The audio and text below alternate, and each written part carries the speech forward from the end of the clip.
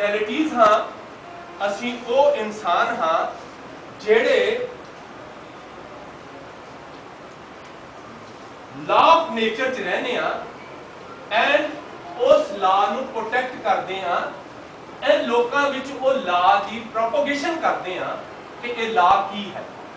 हुण सब तो पहला लॉ देखो सानूं गुरु ग्रंथ ਸਾਹਿਬ महाराज ने की दिता है जिहड़ा अज असीं सारे जाने उस लॉ नूं मेरे ख्याल दुनिया के बहुते लोग उहनूं भन्नी फिरदे हैं। हुण केसां दी गल आ जाती है, इस लॉ ऑफ नेचर तुसीं केस कट दो फिर आने it means it's a will of God कि we should have full beard hairs everything. बांह कट दो दोबारा नहीं आती है, पर गजब की गल है कि लॉ जो केस कट दिए तो केस दोबारा आते हैं। इसका मतलब it's a will of God. जदों सिख ਉਹਦੇ ਵਿੱਚ ਰਹਿੰਦਾ ਹੈ ਤਾਂ he is living according to the will of the God. ਰੱਬ ਦੀ ਇੱਛਾ ਅਨੁਸਾਰ ਰਹਿ ਰਿਹਾ। ਤੇ ਲੋਕੀ ਸਾਨੂੰ ਇਹ ਸਵਾਲ ਕਰਦੇ ਤੁਸੀਂ ਕੀ ਵਾਰੀ ਸਵਾਲ ਸਾਡੇ ਬੱਚੇ ਅਮੂਮਨ ਟੁੱਟ ਜਾਂਦੇ ਨੇ ਜਾਂ ਇਹੋ ਕਹਿ ਦੋ ਕਿ ਉਹ ਆਪਣੇ ਆਪ ਨੂੰ ਬੜਾ ਛੋਟਾ ਮਹਿਸੂਸ ਕਰਨ ਲੱਗ ਜਾਂਦੇ ਨੇ ਜਦੋਂ ਕੋਈ ਸਵਾਲ ਕਰ ਦਿੰਦਾ ਤੁਹਾਡੇ ਕੋਲ ਸਵਾਲ ਕਰਦਾ ਤੁਸੀਂ ਕੇਸ ਕਿਉਂ ਰੱਖਿਆ। ਮੇਰਾ ਖਿਆਲ बेटे जानते होंगे कि दुनिया का सब तो बड़ा सवाल साडे लिए ही है। क्यों जी यही सवाल है, साडे कोल जवाब नहीं हुंदा। जवाब नहीं हुंदा सी कि जदों जवाब नहीं हुंदा ते साडे अंदर हीन भावना पैदा हो जाती। असीं कहने यार कि एवें इन्ना बड़ा कुछ रख लिया ते कोई मतलब ते है नहीं, इन्हां नूं किहड़ा लोग कहने बेर लगदे आ, इन्हां नूं किहड़ा सेब लगदे आ। पर मैं हैरान हो जाना कि साडे बच्चे इन्ने प्रिपेयर होने चाहिए सन कि उन्होंने पता होना चाहिए सी पहले ही उन्हें पहले सट्टे कहना चाहिए सी।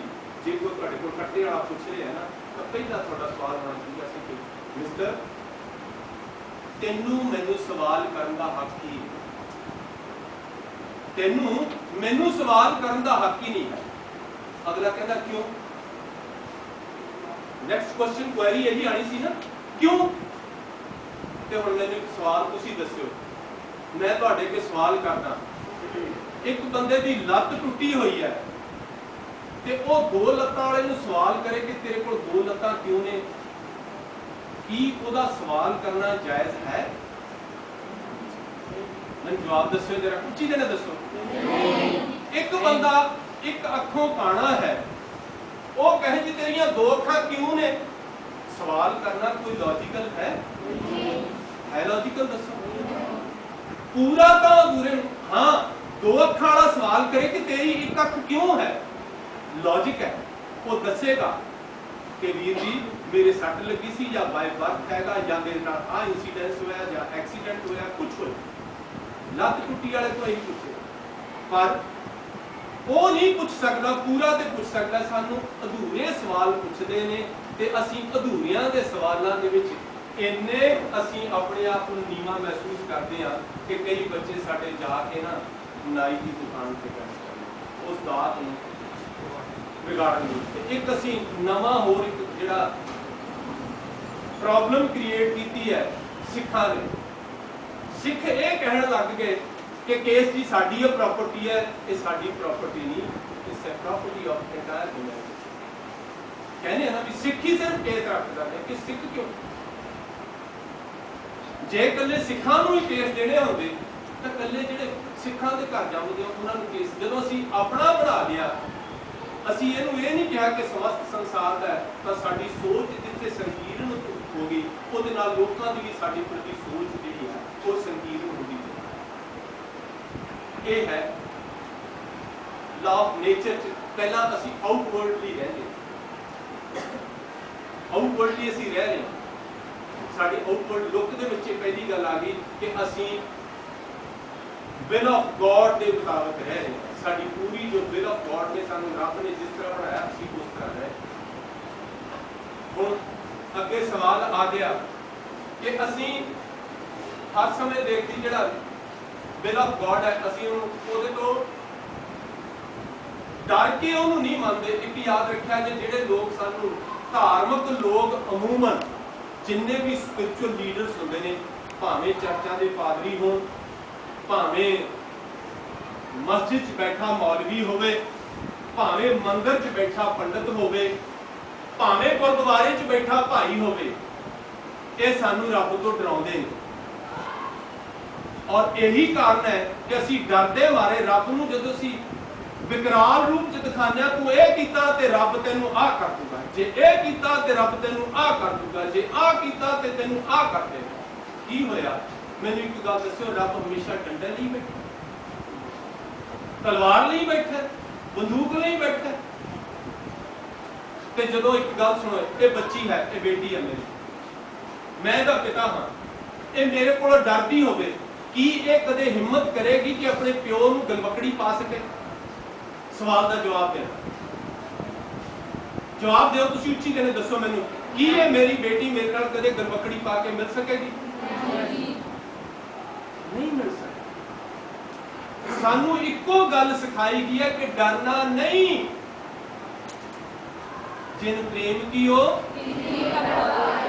जेड़े प्यार करते हैं रब पाउंदे ने, जेड़े डरदे ने रब तो दूर रहंदे ने, और रिचुअल्स करते रह जाते हैं।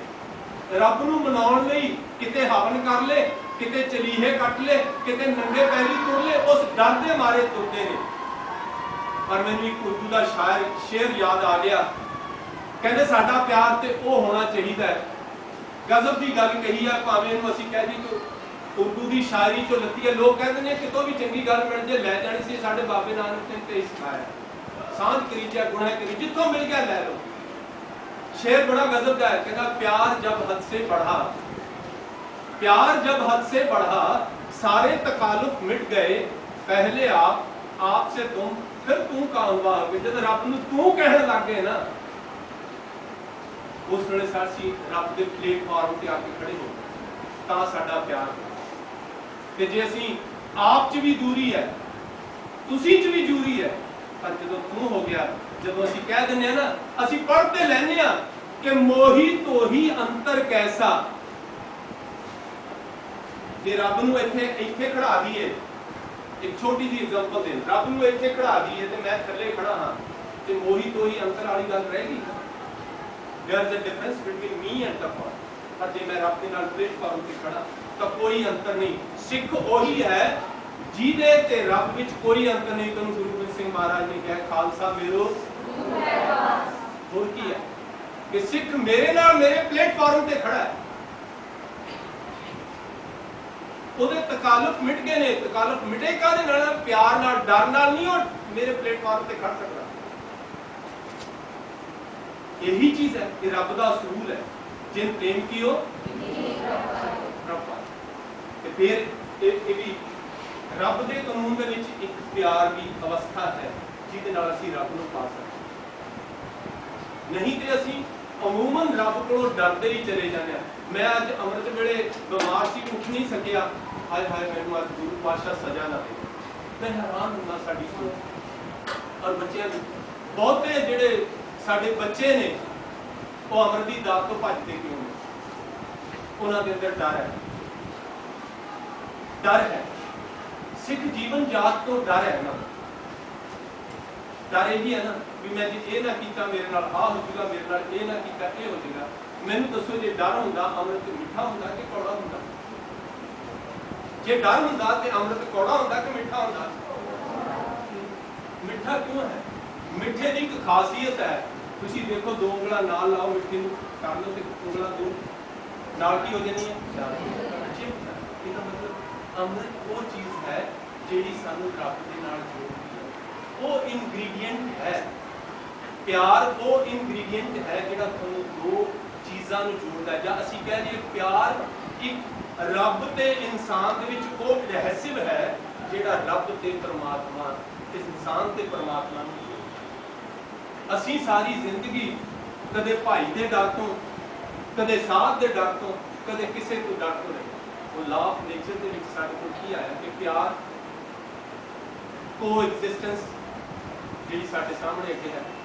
वनस्पति इन्नी खड़ी है और एक दरख्त के नाल दूसरा दरख्त खड़ा है पर कदे लड़ता नहीं। को एग्जिस्टेंस उसका रूल है। आप जियो दूसरे नूं जीण दो। को एग्जिस्टेंस साडे कोल ये बड़े बड़े लॉस जिहड़े हैं दित्ते गए कुदरत दे साडे नाल चल रहे हैं। यही एक कानून है जिहड़ा सानूं जोड़दा है। पर जे असीं उस कानून नूं असीं ਮੰਨਦੇ ਆ ਤੇ ਸਿੱਖਾਂ ਨਹੀਂ ਮੰਨਦੇ ਕਿ ਸਿੱਖ ਨਹੀਂ ਹੋ ਸਕਦੇ। ਛੋਟੀ ਜੀ ਗੱਲ, ਅਸੀਂ ਅਮੂਮਨ ਜਦੋਂ ਜ਼ਿੰਦਗੀ ਵਿੱਚ ਵਿਚਰਦੇ ਹਾਂ, ਤੁਸੀਂ ਘਰ ਤੋਂ ਬਾਹਰ ਗਏ, ਜੇ ਮਾਂ-ਬਾਪ ਨਾਲ ਪਿਆਰ ਹੋਏਗਾ, ਡਰ ਦੇ ਨਾਲ ਤੇ ਅਸੀਂ ਜਿਸ ਬੰਦੇ ਦਾ ਡਰ ਹੋਵੇ, ਯਾਦ ਰੱਖਿਆ ਜੀ, ਜਿਸ ਬੰਦੇ ਦਾ ਡਰ ਹੋਵੇ, ਮੇਰਾ ਡਰ ਜਿੱਦਾਂ ਮੈਂ ਵੀਰ ਬੇਟੇ ਕੋਲੋਂ ਡਰ ਰਿਹਾ ਤੇ ਮੈਂ ਇਹਦੇ ਸਾਹਮਣੇ ਕੁਝ ਨਹੀਂ ਕਰੂੰਗਾ, ਪਰ ਜਦੋਂ ਦੀਵਾਰ ਦੇ ਉਹਲੇ ਹੋਊਗਾ ਉਹ ਡਰ ਮੇਰਾ ਨਿਕਲ ਜਾਏਗਾ ਤੇ ਮੈਂ ਉਹ ਕੋਈ ਵੀ ਕੰਮ ਕਰਾਂਗਾ ਜਿਹੜਾ ਮੈਂ ਇਹਨਾਂ ਦੇ ਸਾਹਮਣੇ ਨਹੀਂ ਕਰ। ਪਰ ਜਦੋਂ ਮੇਰਾ ਪਿਆਰ ਹੋਏਗਾ, ਸੱਚ ਜਾਣਿਆ ਜੇ ਮੈਂ ਸਾਹਮਣੇ ਵੀ ਨਹੀਂ ਕਰਾਂਗਾ ਤੇ ਪਿੱਛੇ ਵੀ ਨਹੀਂ ਕਰਾਂਗਾ। ਕਿਉਂ ਨਹੀਂ ਕਰਾਂਗਾ? ਇਸ ਲਈ ਨਹੀਂ ਕਰਾਂਗਾ ਕਿ ਮੇਰੀ ਪ੍ਰੀਤ ਨਾ ਟੁੱਟ ਜਾਵੇ, ਮੇਰੀ ਤੰਦ ਨਾ ਟੁੱਟ ਜਾਵੇ। ਕਿ ਇਹੀ ਇੱਕ ਅਸੂਲ ਸਿੱਖ ਅਪਲਾਈ ਕਰਦਾ ਹੈ ਆਪਣੀ ਜਿਹੜੀ ਤੁਸੀਂ ਗੱਲ ਕਹੀ ਸੀ ਕਿ ਸਾਨੂੰ ਦੇਖਦਾ ਹੈ, ਉਹ ਇਸ ਚੀਜ਼ ਨੂੰ ਮੰਨਦਾ ਹੈ ਕਿ ਮੇਰੀ ਹਰ ਐਕਟੀਵਿਟੀ ਜਿਹੜੀ ਹੈ ਉਹ ਦੇਖੀ ਜਾ ਰਹੀ ਹੈ। ਤੇ ਸੰਸਾਰ ਕੋਲ ਜਿਹੜੇ ਸੰਸਾਰ ਨੂੰ ਮੰਨਦੇ ਨੇ, ਉਹ ਕੀ ਹੁੰਦਾ ਹੈ ਕਿ ਸੰਸਾਰ ਸਾਹਮਣੇ ਉਹਨਾਂ ਦੇ ਜੀਵਨ ਦੀ ਪ੍ਰੋਜੈਕਸ਼ਨ ਕੁਝ ਹੋਰ ਹੁੰਦੀ ਹੈ। ਜੀਵਨ ਦਾ ਜਿਉਣ ਦਾ ਤਰੀਕਾ ਕੁਝ ਵੱਖਰਾ ਹੁੰਦਾ ਹੈ। ਉਸ ਸਮੇਂ ਉਹ ਬਹੁਤ ਚੰਗੇ ਦੇ ਹੁੰਦੇ, ਪਰ ਜਿਉਂ ਹੀ ਸੰਸਾਰ ਦੀਆਂ ਅੱਖਾਂ ਤੋਂ ਉਹਦੇ ਹੁੰਦੇ ਨੇ, ਜੀਵਨ ਬਦਲ ਜਾਂਦਾ ਹੈ। ਉਹੀ ਸ਼ਰਾਬਾਂ ਦੇ ਠੇਕਿਆਂ ਤੇ ਚਲੇ ਜਾਂਦੇ ਨੇ, ਉਹੀ ਕਿਤੇ ਹੋਰ ਚਲੇ ਜਾਂਦੇ ਨੇ, ਉਹੀ ਕਿਤੇ ਹੋਰ ਕੰਮ ਕਰਦੇ, ਇਹੀ ਹੁੰਦਾ।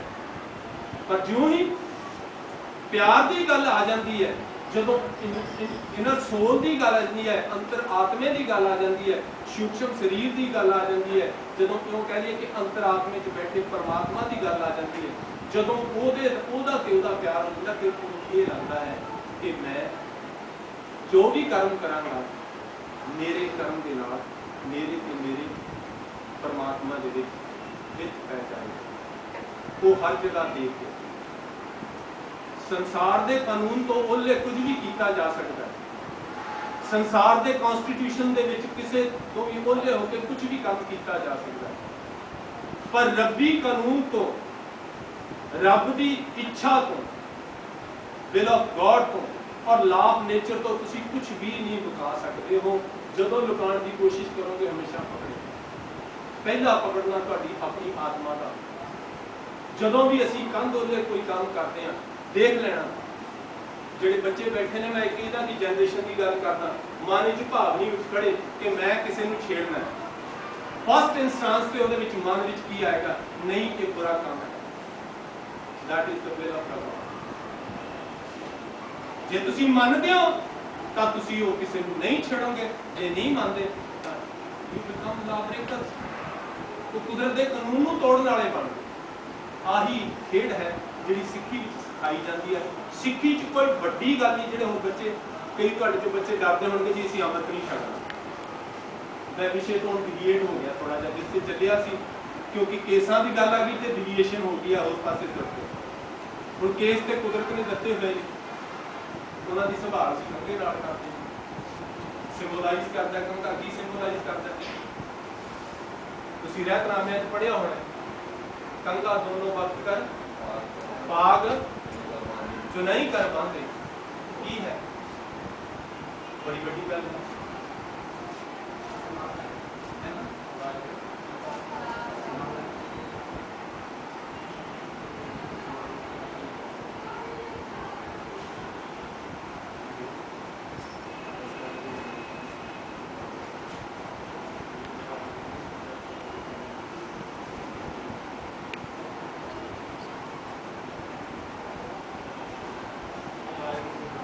ਅਸੀਂ ਕੰਘਾ ਸਿਰਫ ਇਸ ਲਈ ਲੱਕੜ ਦਾ ਲੈ ਰਿਹਾ, ਚਲੋ ਠੀਕ ਹੈ।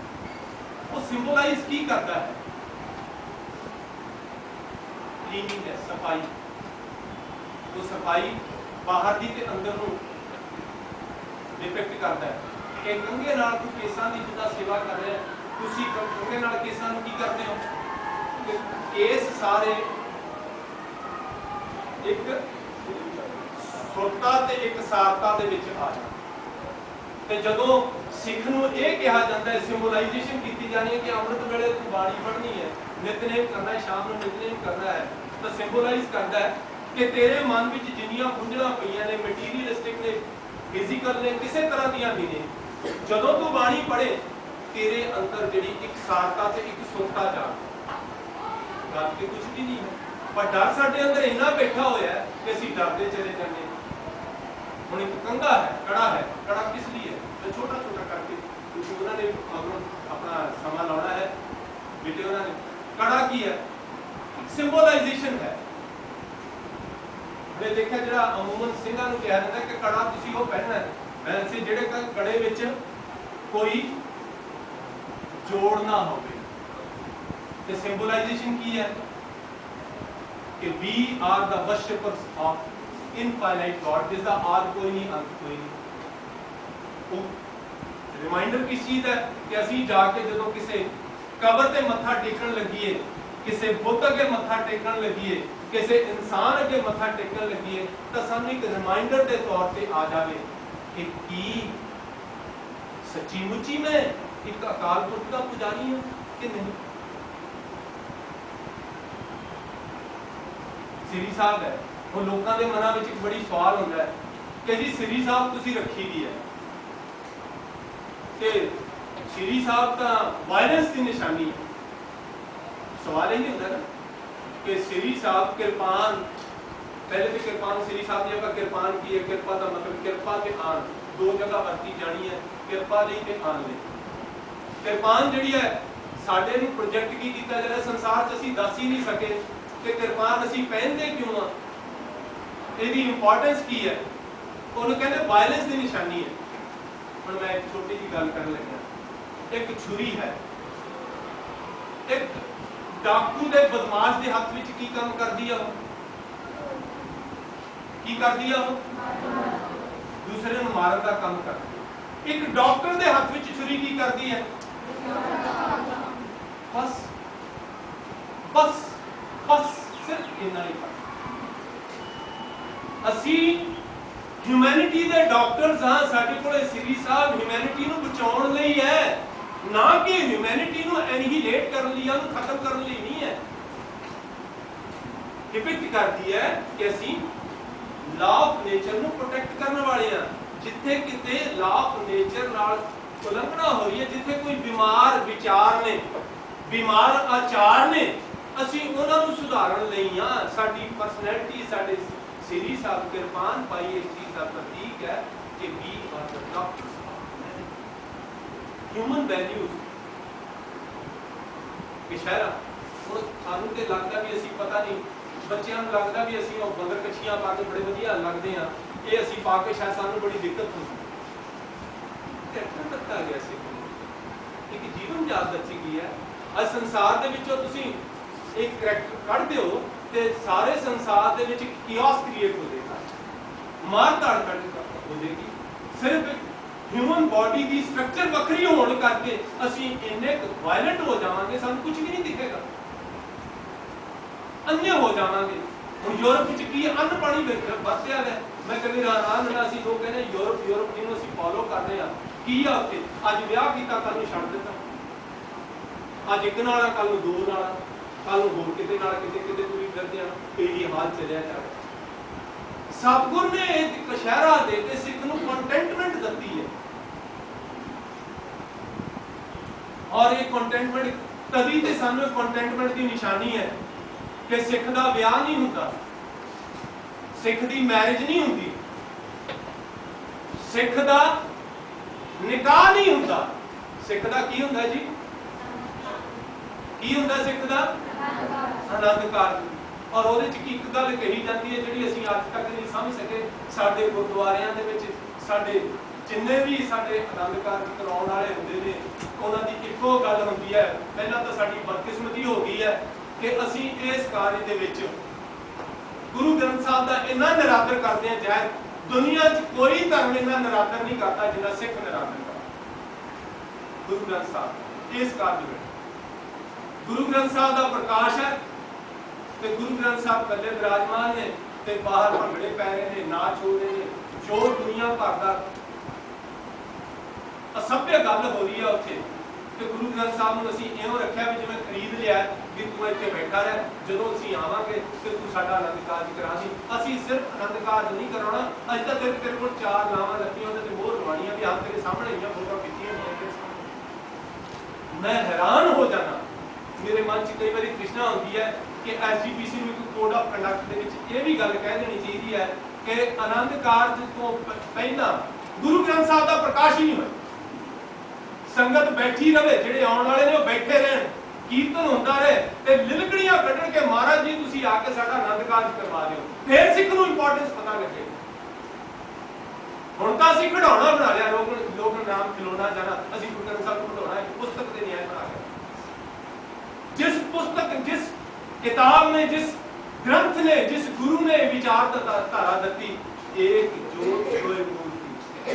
मैं हैरान होना, ब्याह टुट जावे ते सानू कोई हक नहीं, निकाह टुट जावे ते सानू नहीं पता, मैरिजां टुट जाण ते सानू नहीं पता, पर मैं इस वेले दुख हुंदा है कोई आनंद कारज जदों, आनंद का भी कारज कदे टुटिया? मैनूं एक गल समझा दिओ जिन्ने बैठे बच्चे, आनंद कदे टुट सकता है? जे आनंद टुट गया तो वह आनंद नहीं है, जे नहीं टुटिया तो वह आनंद है। तो फिर टुटिया क्यों नहीं? जेड़ा आनंद कारज का सानू ये संकल्प दता गया ना, वो संकल्प इस करके दता है जो क्या है एक जोत कोई मूर्ति, एक संकल्प दता गया बेटा सानू कि असी तो वख-वख रस्मां रिवाजां तो दो जी इकट्ठे होंदे ने ते हे मनुख, जे तू स्पिरिचुअली ऊपर उठिया हुआ है ते अपने साथी नूं नाल मिलानी, स्पिरिचुअली तौर, फिजिकल तौर ते इंपॉर्टेंस नहीं है। एक जोत की गल की है, जोत की है नॉलेज, तू ज्ञान के तौर ते उस नूं अपने ऊपर उठा ली ते सच जानी, दो शरीर रहिंदे होए भी तुसीं एक हो जाओ। कितना बड़ा संकल्प करता होया साडे कोल, पर असीं भुल गए हां, फिर असीं पता नहीं की कुछ असीं कर रहे हैं इस आनंद कारज नूं। अज जे बिल भी आया ते ओदी अपोजिशन भी शुरू हो गया, भावें ਉਹਦੇ ਚ कुछ क्लॉजेस हैगियां ने ਜਿਹੜੀਆਂ ਸਾਡੀ इंटैग्रिटी और इंडिपेंडेंस ਨੂੰ ਹਿੱਟ ਕਰਦੀਆਂ ਨੇ। ਅਸੀਂ ਆਨੰਦ ਕਾਰਜ एक्ट बना के भी सानू हिंदू मैरिज एक्ट के अंदर रखा, पर बदकिस्मती है कि सिख नूं ना किसी इन्हां दी एक्टां दी लोड़ है, कि डिपेंडेंट ही ना होवे, उत्ते डिपेंडेंट होवे गुरु ग्रंथ साहब के कानून मनण नूं, ते मेरा ख्याल है ਉਹਦੇ ਵਿੱਚ एक गल होनी ही नहीं, जिंदगी अपने आप सार्थक हो जानी है।